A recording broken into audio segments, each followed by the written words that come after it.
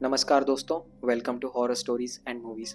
आज मैं लेकर आया हूँ एक ऐसा इंसिडेंट जिसकी वजह से रात के समय गांव वालों को घर से बाहर निकलना मुश्किल हो गया था। ये इंसिडेंट हुआ था 1955 में महाराष्ट्र के धाराशिव गांव में। उन दिनों धाराशिव एक छोटा सा गांव हुआ करता था जिसे आज हम उस्मानाबाद के नाम से भी जानते हैं। एक्चुअली ये कहानी मैंने अपने पापा से सुनी थी और उन्होंने उनके पापा से। तो इस कहानी में कितनी सच्चाई है ये सिर्फ उन्हीं लोगों तक सीमित है जिन्होंने इसे एक्सपीरियंस किया। लेकिन जिस तरह ये कहानी मैंने सुनी आज ठीक उसी तरह मैं आपको बताऊंगा। और इस कहानी की मेन पात्र है पिचल पैरी। आप में से कई ने पिचल पैरी के बारे में सुना ही होगा, बट जिन्हें नहीं पता उनके लिए मैं एक छोटा सा इंट्रोडक्शन दे देता हूँ। पिचल पैरी एक ऐसी एंटिटी है जो बहुत ज़्यादा पावरफुल होती है और ये सिर्फ फीमेल फॉर्म में होती है। ऐसा कहते हैं कि ये दिखने में बहुत ज़्यादा सुंदर होती है, इनके बाल काफ़ी लंबे होते हैं और ये ज़्यादातर सफ़ेद साड़ी या फिर इंडियन ट्रेडिशनल ड्रेस में नज़र आती है। और ये सिर्फ रात के समय बाहर निकलती है और अकेले यात्रियों को अपना शिकार बनाती है, खासकर पुरुषों को। और इसकी सबसे बड़ी विशेषता ये है कि ये इनके जो पैर होते हैं वो पीछे की ओर मुड़े होते हैं। इसकी वजह से इन्हें कहा जाता है पिचल पैर। और ये सिर्फ पहाड़ों या फिर गाँव के इलाकों में ज़्यादातर नज़र आती है। अब बात करते हैं इसके ओरिजिन के बारे में। तो कहते हैं कि ये एक महिला की आत्मा होती है जिसकी मृत्यु बहुत ज़्यादा हिंसक या फिर दर्दनाक तरीके से हुई होती है, खासकर अधूरे प्रेम के कारण। तब ये आत्मा एक पिचल पैरी के फॉर्म धारण कर लेती है। और इससे कैसे बचा जाए इसके बारे में अगर बात करें तो सबसे आसान तरीका तो यही है कि आप ऐसे किसी को लिफ्ट ना दें। और आप ये गलती कर लेते हैं, आप किसी को लिफ्ट दे देते हैं और बाई चांस वो पिचल पैरी निकलती है, तो उससे बचने का दूसरा आसान तरीका यही है कि आप किसी भगवान का नाम का जाप करें या फिर कोई मंत्र चैंट करें जिससे ये दूर भाग जाए और आप सुरक्षित हो जाएं। तो अब बढ़ते कहानी की तरफ। जैसे कि मैंने कहा, ये इंसिडेंट हुआ था 1955 में महाराष्ट्र के धाराशिव में। तो उस गांव में एक छोटा सा परिवार रहता था और उस परिवार में एक लड़का था लगभग 20-22 साल का जिसका नाम मुकुंद था। और उनका खेत था जो गांव से लगभग 5 या 6 किलोमीटर की दूरी पर रहा होगा। तो उन दिनों गेहूं की फसल चल रही थी खेतों में, ठंड के भी दिन थे। तो मुकुंद का एक रूटीन सा बन गया था कि वो रात के समय जाता था, खेतों को पानी देता था और छोटे मोटे काम निपटाकर वो घर वापस आता था। ठीक उसी तरह वो आज भी निकला घर से, अपने खेत में पहुंच गया अपनी साइकिल से और वहाँ पे उसने खेत को पानी दिया, छोटे मोटे काम जो भी थे वो उसने निपटा लिया। अब आधी रात हो चुकी थी तो वो अपने घर की तरफ बढ़ने लगा। हार्डली 1 ही किलोमीटर चला होगा, तभी सड़क किनारे उसे एक स्त्री नज़र आई जो ऐसे हाथ दिखाकर उसे रुकने के लिए कह रही थी। मुकुंद सोच में पड़ गया कि इतने रात गए एक अकेली स्त्री यहाँ पे क्या कर रही है। तो मुकुंद इसके पास गया, वो कुछ उससे पूछता उसके पहले ही उस स्त्री ने कहा कि मैं एक्चुअली रास्ता खो गई हूँ, मुझे समझ में नहीं आ रहा है जाना कहाँ है, तो आप मुझे सिर्फ अगले गाँव तक ड्रॉप कर देना, मैं वहाँ से खुद चली जाऊँ। अब मुकुंद सोच में पड़ गया कि करे तो करे क्या। लेकिन आप या मैं भी उसके जगह होते तो यही करते इंसानियत के नाते कि उसे ड्रॉप कर देते। मुकुंद ने भी कहा ठीक है, तुम साइकिल पर पीछे बैठ जाओ, मैं छोड़ देता हूँ वहाँ तक, अगले गाँव तक। तो वो उसके पीछे बैठ गई। अब उन दोनों में काफ़ी फ्रेंडली टॉक होने लगे। अब बात आगे बढ़ते जा रही थी, जैसे जैसे गाँव पास आते जा रहा था उनकी बातें भी बढ़ने लगी। तब मुकुंद ने अपने रूटीन के बारे में बताना स्टार्ट कर दिया कि मेरा खेत यहीं आसपास है, मैं हर दिन आते जाते रहता हूँ। और उसने कहा कि अभी गांव आने ही वाला है थोड़ी देर में और गांव के पास एक मंदिर है, तो वहां जाकर दर्शन कर लेते, यही उसका रूटीन है। आज आप भी साथ हो तो आज दोनों मिलकर दर्शन कर लेते हैं। जैसे ही मुकुंद ने ये बात कही वो स्त्री अचानक से बेचैन हो गई, उसकी आवाज़ में एक कंपन सी महसूस होने लगी और उसने मुकुंद को कहा कि मुझे यहीं पे छोड़ देना, यहाँ से मैं चली जाऊँगी, मुझे रास्ता पता है। मुकुंद ने साइकिल रोकी। अब मुकुंद ज़्यादा इंसिस्ट भी नहीं कर सकता था कि अचानक क्यों रुकाया या फिर क्योंकि वो पराई स्त्री थी वो कुछ बोल नहीं पा रहा था उतना ज़्यादा। तो मुकुंद ने कहा ठीक है आप चले जाना। अब यूजुअली क्या होता है ना, आप या मैं रहेंगे तो आप किसी को हेल्प करते हो और फिर किसी से हेल्प लेते हो तो आप ज़्यादातर थैंक यू धन्यवाद कह के आप सी ऑफ करते हो। लेकिन उस स्त्री ने एक ऐसा सेंटेंस कहा जो बहुत ही ज़्यादा अजीब था। उसने कहा कि जल्दी मिलेंगे। शायद मुकुंद को ये बात समझ में आ जानी चाहिए थी लेकिन वो समझा नहीं। उसने थैंक यू कहा और फिर वो अपने मंदिर चला गया। मंदिर जाने के बाद उसने भगवान के दर्शन कर लिए और फिर वो घर लौट गया। जब अगले दिन मुकुंद उठा तो उसकी हालत बहुत ज़्यादा ख़राब हो चुकी थी। मतलब उसे हाई फीवर था, उसके शरीर में मानो जैसे नहीं होता है, अकड़न सी महसूस होने लगी थी उसे। उसे लगा कि शायद पिछले कुछ दिनों से वो लगातार खेत में जा रहा था और बहुत ज़्यादा मेहनत कर रहा था, तो थकान की वजह से हाई फीवर और अकड़न हुई होगी। तो उसने इस बात को इग्नोर कर लिया। लेकिन इसे हुए अब 3 दिन हो चुके थे। अब उसके पेरेंट्स को भी लग रहा था कि शायद बात ज़्यादा चिंताजनक है। तो वो वैद्य जी के पास गए। उन दिनों वैद्य जी हुआ करते थे गांव में, डॉक्टर्स नहीं हुआ करते थे। तो वो गए वैद्य जी के पास और उन्हें बुलाकर कहा कि मुकुंद को देख लीजिए, कुछ हो गया है उसे। तो जब वैद्य जी घर पे आए और उन्होंने देखा, तब उन्होंने जो भी नॉर्मल उनकी मेडिसिन होती होंगी वो दे दी और कहा कि ये मेडिसिन ले लेना और आराम कर। तो मुकुंद ने भी उसे फॉलो कर लिया। अभी इस इंसिडेंट को हुए 5 दिन हो गए थे, लेकिन मुकुंद की हालत में कोई भी सुधार नहीं आ रहा था। वो जैसी थी वैसी थी, या फिर कहेंगे कि और ज़्यादा खराब होती जा रही थी। तो फिर मुकुंद अपनी मेडिसिन खाकर अपने बिस्तर पर लेट गया और फिर अचानक से जब वो उसने करवट पलटी, तब उसे वो स्त्री नजर आई जो कि उसके दरवाजे के बाहर खड़ी थी। और वो उसे ऐसे देख रही थी, बिना पलक झपकाए, बिना किसी मूवमेंट के। आप जस्ट इस इंसिडेंट को इमेजिन करके देखिए आपके दिमाग में कि आपने जिसे 5-6 दिन पहले आप जिससे मिले थे और जिसकी हेल्प की थी, वो अचानक से वहाँ पे खड़ी है बिना किसी मूवमेंट और बिना पलक झपकाए। और एक अजीब सा फेस बना था जिसके ऊपर कोई भी एक्सप्रेशंस नहीं, ना ही हैप्पी और ना ही सैड। एक कंप्लीट ब्लैंक फेस था उसका। उसके उसके फेस पे कोई भी एक्सप्रेशंस नहीं था। और ठीक उसी तरह मुकुंद को भी लगा कि अचानक ये यहाँ पे कैसे आ गई। मुकुंद उसके पास उठकर जाता, उसके पहले वो स्त्री वहाँ से चली गई। अब वो चली गई, मुकुंद सोच में पड़ गया कि ये आई कैसे यहाँ पे, और इसको मेरा घर कैसे पता, और एग्जैक्टली ये दरवाजे के बाहर क्यों खड़ी है, ये अंदर भी नहीं आई, ना इसने कुछ आवाज़ दी वगैरह। लेकिन थोड़ी देर बाद मुकुंद ने सोचा हुआ होगा कुछ, पता चल गया होगा उसे, तो उसने इस बात को भी इग्नोर कर दिया और फिर अपने बिस्तर पर सो गया। अब इसे हुए 1 हफ्ता हो गया था। मुकुंद की हालत दिन ब दिन बहुत ज़्यादा ख़राब होती जा रही थी। वो बेड से उठ नहीं पा रहा था, लेकिन उसके मेडिसिन अभी भी चल रहे थे। वो कैसे कैसे करके घर में ही चलने की कोशिश कर रहा था। तो एक दिन वो वरांडे में बैठा था, अपने घर के वरांडे में। तो फिर उसे ना वो स्त्री पेड़ के पास नजर आई। अब वो हर जगह नजर आने लगी। पिछले 3-4 दिनों में हर जगह नजर आ रही थी, तो ठीक उसी तरह उसे पेड़ के पास नजर आई।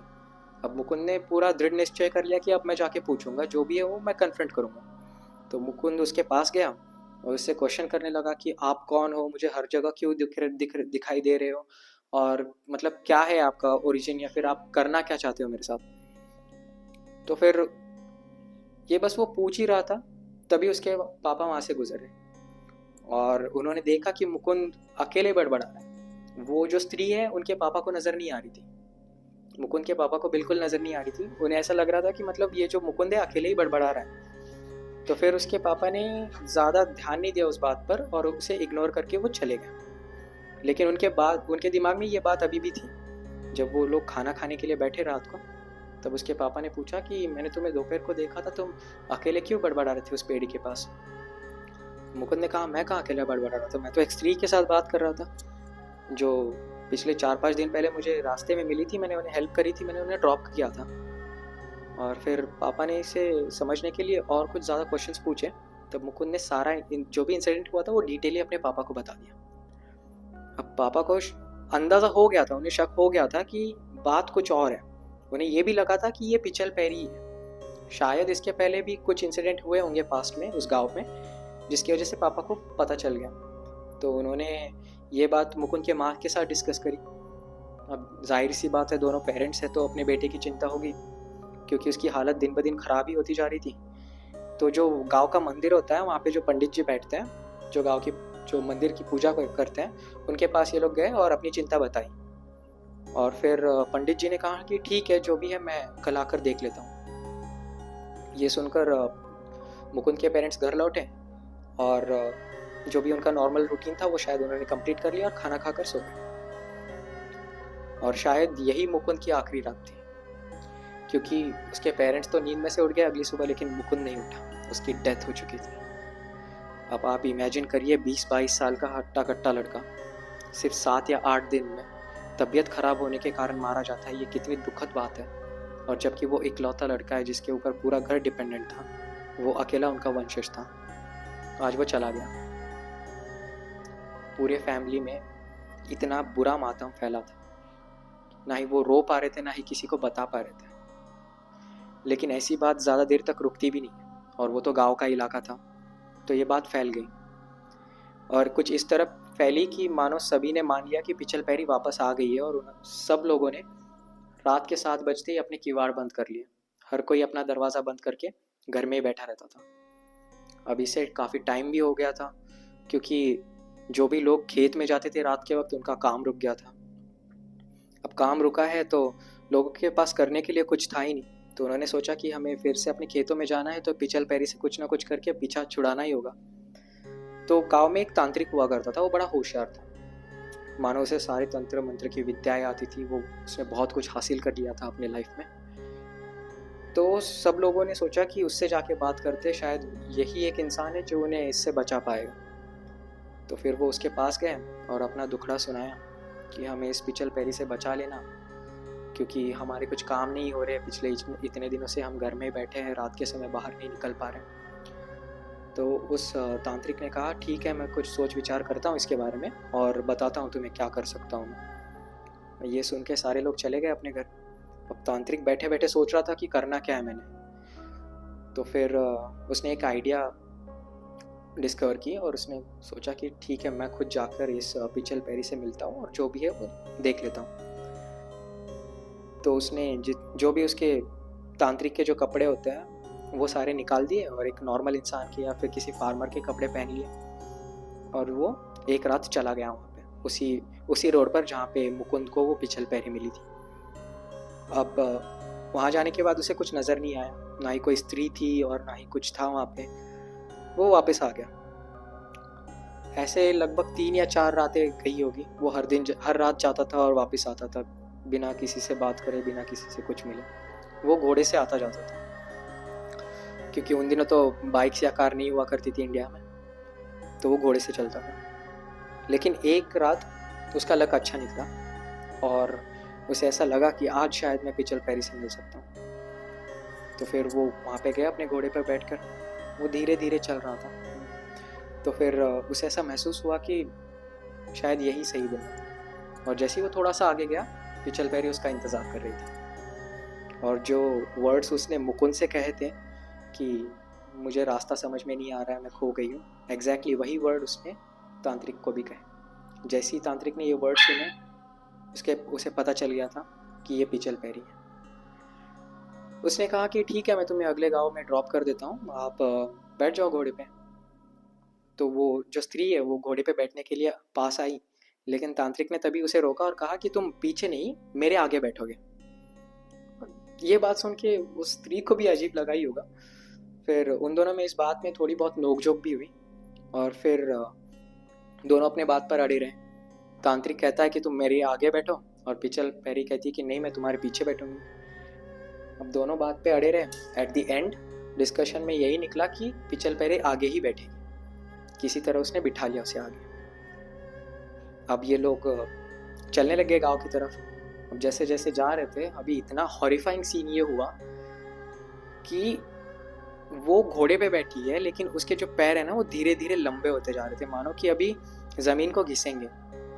आप इमेजिन करके देखिए कि क्या हाइट रही होगी उसकी, और इतनी सुंदर स्त्री और उसके ऐसे लंबे पैर होते जा रहे हैं। और शायद तांत्रिक ने सोचा यही सही मौका है मेरे लिए।